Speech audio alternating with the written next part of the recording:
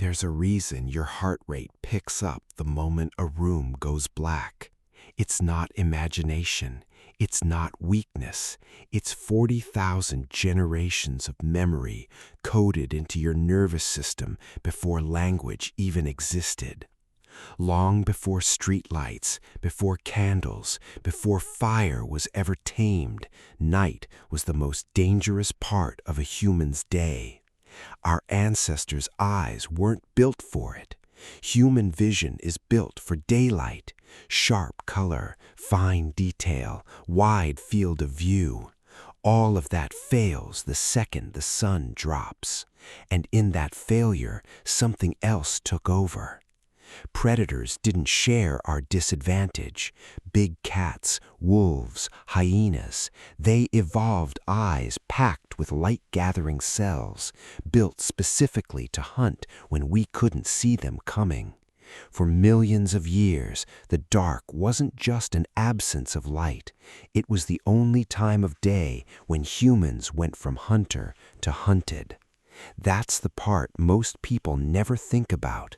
We didn't evolve fear of the dark as some abstract anxiety. We evolved it because the ones who felt it, who got nervous, who huddled closer to the fire, who stayed alert, survived. The ones who didn't simply didn't pass on their genes. Every person alive today is descended from someone who was, in some sense, afraid of the dark. This is where it gets interesting, because that fear didn't stay behind in the Stone Age. It rewired the brain permanently. Deep inside your skull sits a small almond-shaped structure called the amygdala, your threat detector. It doesn't need to see an actual predator to fire. It just needs uncertainty. And nothing produces uncertainty like darkness. When you can't verify what's around you, your brain doesn't default to safety. It defaults to worst case. That's why an empty house feels different at night than during the day, even though nothing in it has changed. Same walls, same furniture, same silence. But your brain, running on ancient software, treats unverified space as occupied space until proven otherwise. Anthropologists have found this pattern almost everywhere they've looked. Around the world, in cultures with no contact with each other, night was treated the same way, a time to gather, to stay close, to keep the fire burning. Fire wasn't just warmth, it was a boundary.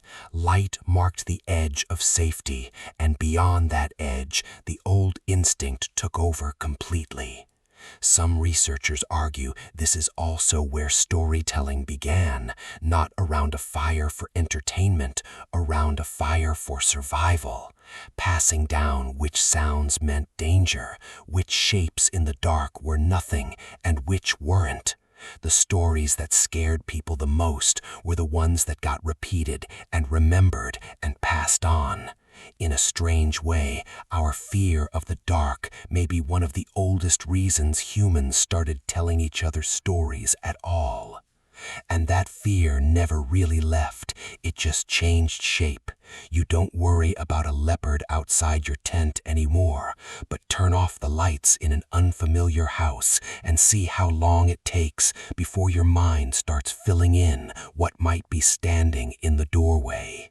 That reaction isn't irrational, it's inherited, a warning system built by ancestors who never got the chance to explain it to you directly. They just made sure you'd feel it anyway. So the next time the dark makes the hair on your arms stand up, understand what's actually happening. You're not imagining a threat. You're running a program written over hundreds of thousands of years by people who lived and died by trusting that exact feeling. They didn't survive by being fearless. They survived by being afraid of the right things at the right time. And that fear is still in you right now, waiting for the lights to go out.